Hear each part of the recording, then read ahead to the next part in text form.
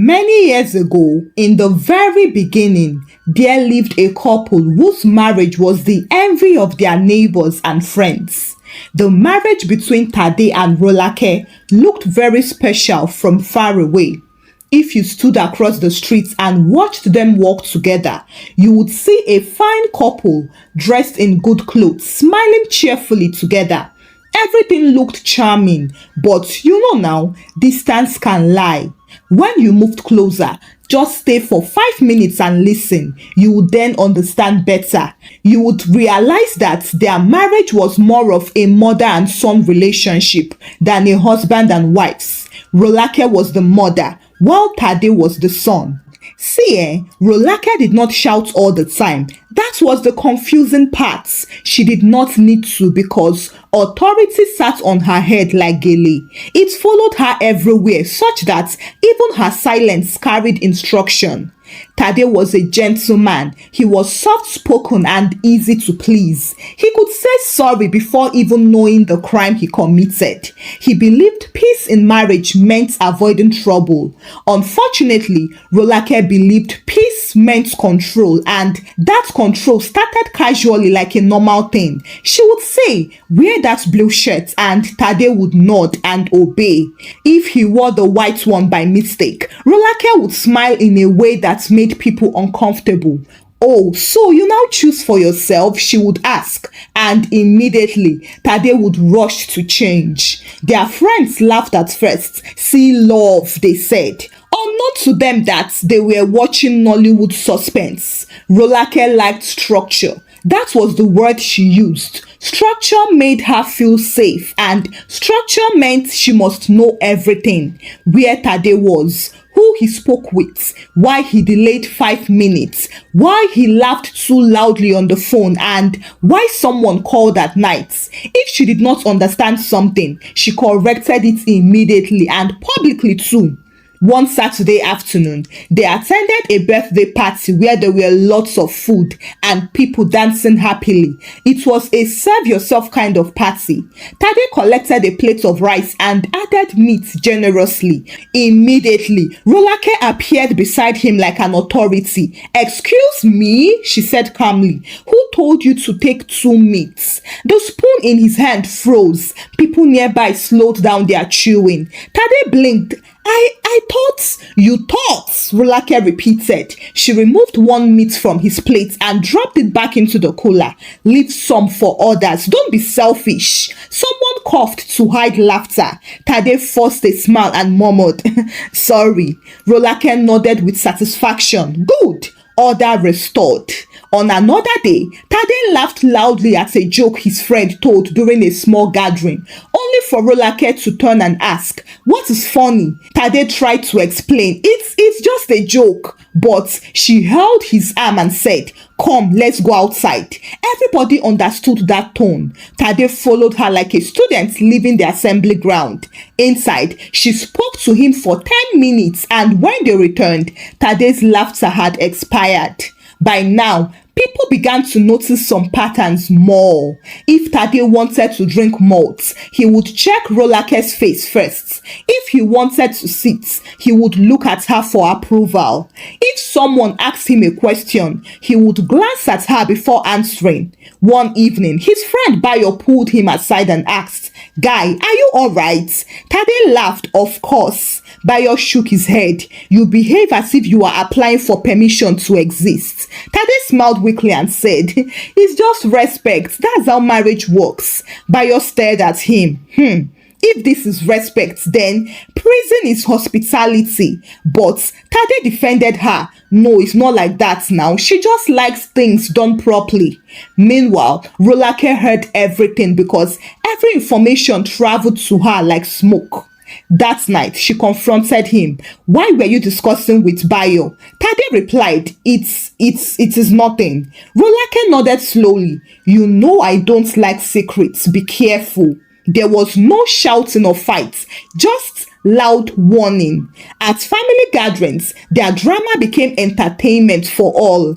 Aunties watched them like viewers of television. Just watch now, just watch. Rolake will soon tell him when to blink. One of them joked and everybody laughed. Rolake laughed too. Even Tade laughed the hardest because not laughing would require an explanation.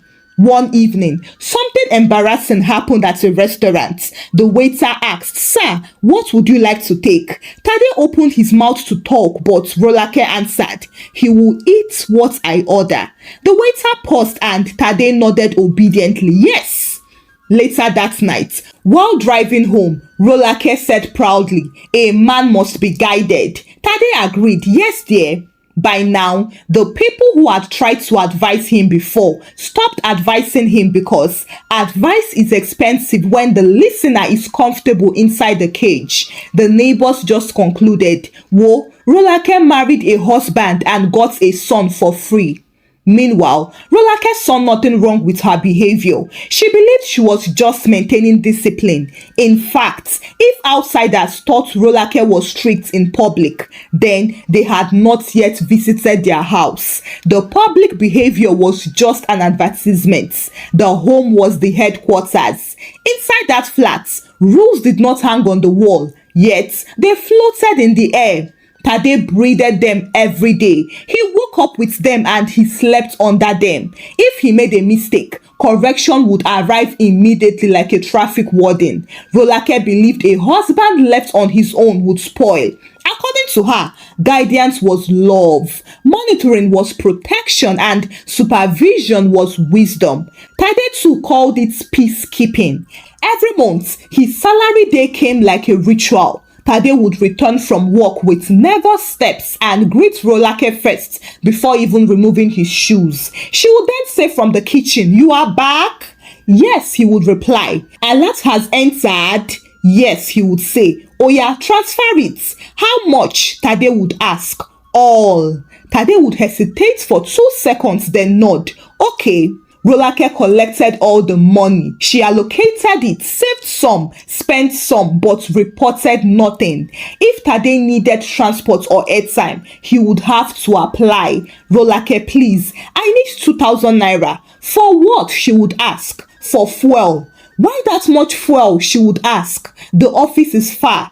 She would study him like a bank manager examining risk. "Oya, send your account number." And he must appreciate how. Thank you was compulsory.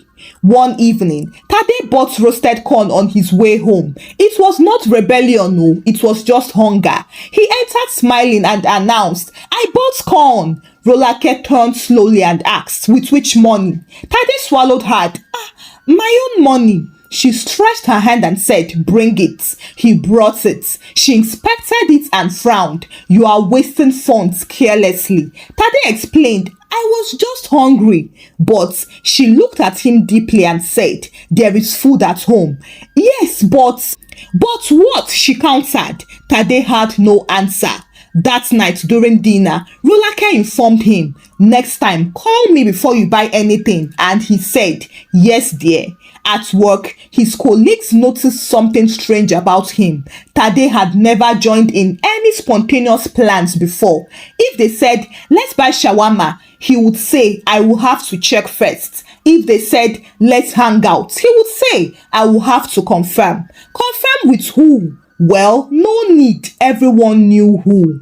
One afternoon, Bayo leaned close and asked, "Does your wife work in immigration? Why must she approve your movements every time?" Tade laughed. "She just likes to know." Bayo shook his head. "You are not a luggage, remember." Tade laughed again, but that laughter had started sounding robotic. At home, Rolake inspected his phone regularly. Not secretly, openly. She would say, "Bring your phone," and Tade would hand it over. Then she would scroll slowly and check the chats, call logs and contacts. "Who is this Blessing?" she would ask. "She's my colleague at the office." "Why did she call by 8:14 p.m.? Rolake would ask. "It is for work." "What work?" Tade would explain patiently, and if she was satisfied, she would nod. If not, she would store it for later. Sometimes she tested him. She would call his phone from another number, and if he answered wrongly, interrogation would begin immediately. Why did you say hello like that? How should I say it? Respectfully. As such, Tade practiced greetings like exams. Yes, ma. Good evening, ma. Who is speaking, ma? All he knew was that peace was expensive. One Sunday afternoon, Tade wanted to visit his mother. He approached Rolake carefully and said, I want to check on Mama. Rolake did not even look up from her phone. She asked, for what? I have not seen her in weeks, Tade said. She's fine, Rolake replied. How do you know that? Tade asked. She called me. Tade looked still. So, I should not go? Rolake sighed and said, go next week. Today, I need you here. He nodded, okay. Later, he sat on the balcony staring outside. Rolake called him. Why are you sitting there alone? I need fresh air. You look unhappy, she observed. I am not, Tade said. Rolake nodded, good. At night, Bayo sent him a message. Guy, are you alive? Tade typed, erased it and then typed again. Marriage is different, guy. Bayo replied, but marriage is not kidnapping, no. Tade did not reply. Meanwhile, Rolake slept peacefully beside him. She believed she was successfully holding everything up. Since Tade had no scandals, no side chicks, and no surprises, she was in total control. What she did not see was the slow disappearance of a man she had held captive for long. Well, Tade did not wake up one morning and suddenly became brave. He did not plan rebellion or rehearse speeches in the mirror. He also did not consult friends. What happened that day surprised him more than it even shocked Rolake. It was a Sunday afternoon and visitors filled their living room. Among the visitors were two of Rolake's cousins who had come to greet them after church. Plates of jollof rice sat on the center table with soft drinks. Everybody was talking loudly and laughing at jokes. Tade sat at the edge of the chair carefully. Rolake enjoyed gatherings like this because audience gave her energy. Control looked beautiful when people were watching. One cousin said, Brother Tade, you are quiet today. Tade smiled and replied, I am listening. Rolake looked at him and shook her head playfully. He talks too much at a time. Let him rest small. Everybody laughed. Tade laughed too. Conversations continued. Then someone asked about work. Tade started answering, explaining a small project he handled recently. He was not boasting, no. He was just happy to express himself. All of a sudden, Rolake interrupted him. Okay, that is enough. Go inside and bring the drinks from the fridge. The room fell into a short silence. See, it was not the request that shocked them. It was the tone, the casual dismissal, the reduction as if she was referring to a slave, not even a maid. Normally, Tade would stand immediately. Normally, he would smile. Normally, he would have disappeared to get the drinks. But something unusual happened. He paused. It was not dramatic or loud, just a delay of 3 seconds. Rolake noticed and repeated, still smiling but sharper now. Tade, go and bring it. Tade looked at the guests. He saw pity in one person's face, amusement in another's, and avoidance in the third. Then he heard Bayo's voice in his memory. Are you alive? For the first time, Tade felt tired of performing obedience. He said, I will bring it, but I am not a child.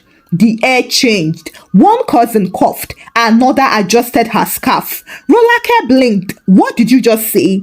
Tade swallowed hard. Fear rose in his throat, but the sentence had already left before he could hold it back. I am not a child. Nobody moved. Rolake suddenly laughed loudly. See this one, oh, she said to the room, waving her hand. He wants to form man. People laughed awkwardly. Tade stood up slowly and went to the fridge. He brought the drinks and served everybody. Later, conversations tried to return, but it limped. The damage had already happened. Rolake smiled throughout the day. She remained charming and remained in control. Anyone watching from outside would think everything was perfect, but her eyes followed Tade carefully. When night came, the visitors left and Rolake locked the doors. Then she entered the bedroom slowly and asked, "What happened today?" Tade removed his shoes and muttered, "Nothing." She folded her arms and said, "You challenged me." "I spoke," Tade said. "In front of people?" Rolake asked. "I spoke," Tade repeated. Rolake laughed without joy. "So you are now big." Tade shook his head. "I just said I am not a child." Rolake stepped closer. "You embarrassed me." "I did not insult you," Tade said. "You questioned my authority." Tade was quiet because that was not true. Rolake's voice rose. After everything I do for you?" Tade looked at her. "What do you do for me?" That question shocked even him. Rolake stared at him as if he had slapped her. "You have changed," she whispered. Tade sat down on the bed. "No, I am just tired." Rolake paced about angrily. "So your friends have filled your head with nonsense?" "No," Tade replied. "So what is it?" Tade took a deep breath and said, "I want respect." Rolake laughed bitterly. "Respect is earned." Tade nodded slowly. "I am trying." She shook her head and said, "You are becoming difficult." Maybe he was, because for the first time, Rolake could not end the conversation with one command. Tade did not shout or walk out, but something important had happened. He had paused and corrected her. Rolake lay down that night without sleeping. She was thinking hard. This couldn't be happening. Her control was supposed to be permanent, but what was happening now? Meanwhile, Tade lay beside her with his heart beating fast. He was afraid, but he was also relieved. Somewhere inside him, a voice had woken up, and it was not planning to sleep again. After the day Tade paused and protested, Rolake behaved as if nothing had happened. She woke up early, cooked, arranged the house, and spoke normally. Anyone visiting would have said, "Oh, see a peaceful home." But peace built on fear always shakes when that fear reduces. Rolake watched Tade carefully, the way a security guard watches a gate that had started misbehaving. She expected apology or surrender. She expected him to return to his usual shape. But Tade did not. He was not rude or dramatic. He was simply different in a new way. He was now slower to respond to her and quieter but not submissive. Rolake tested him one evening. "Give me your phone," she demanded. Before, the phone would have landed in her palm immediately. That was the normal tradition. But now, Tade looked at her and asked, "For what?" The question itself was the rebellion. Rolake laughed. "What do you mean for what? Since when do I need to explain?" Tade breathed in slowly. "I have done nothing wrong." "So why are you refusing?" Rolake asked. "I am only asking why." Rolake stared at him, confused by this unfamiliar version of her husband. This one asked questions, though. This one did not panic. She stretched her hand again and said, "Give it to me." Tade placed the phone on the table instead. "Check it there." That was small, but it was a big difference, and Rolake felt it. That night, she did not sleep well again. The next morning, she called her cousin and complained, "He's changing." "What kind of changing?" the cousin asked. "He's answering me back." Her cousin laughed. "So, you want him to be mute, like deaf and dumb?" "You don't understand," Rolake replied sharply. "If I don't control him, I will lose him." Well, that was fear finally speaking. Meanwhile, at work, Tade's shoulders had started rising again. He laughed more freely, joined conversations, and he did not rush home like someone escaping interrogation. Bayo noticed first and patted his back. "Welcome back, bro." I never left, Tade replied. Bayo smiled. Bro, you left, Joe. You are returning. Something warm entered Tade's chest at that sentence. At home, Rolake increased pressure. She called him more often now. Where are you? Who are you with? Send me a picture. Tade answered, but slowly now, no longer urgently. Rolake felt control slipping from her hand like soap in water. One evening, he came home late because traffic was heavy and his phone battery had died. It was an ordinary problem, but to Rolake, it deserved an extraordinary explosion.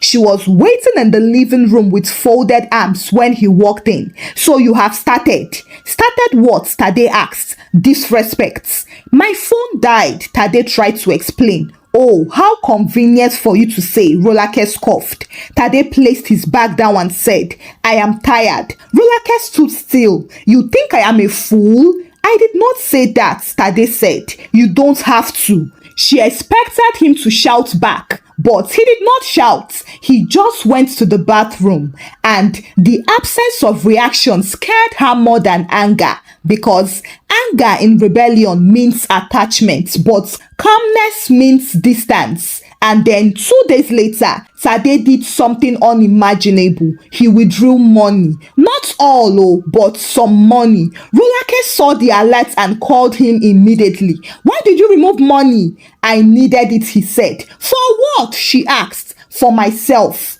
The line went quiet. Then she repeated, for yourself? Yes. Rolake felt insulted, betrayed, and frightened. That night, she called a family meeting without telling Tade. Aunties arrived, and uncle even came. Everybody sat like judges in their sitting room. Rolake spoke first. My husband is changing, she announced. They turned to Tade, who was calm. Are you misbehaving? One auntie asked him. No, Tade replied. Then why is she worried? Tade took his time to talk.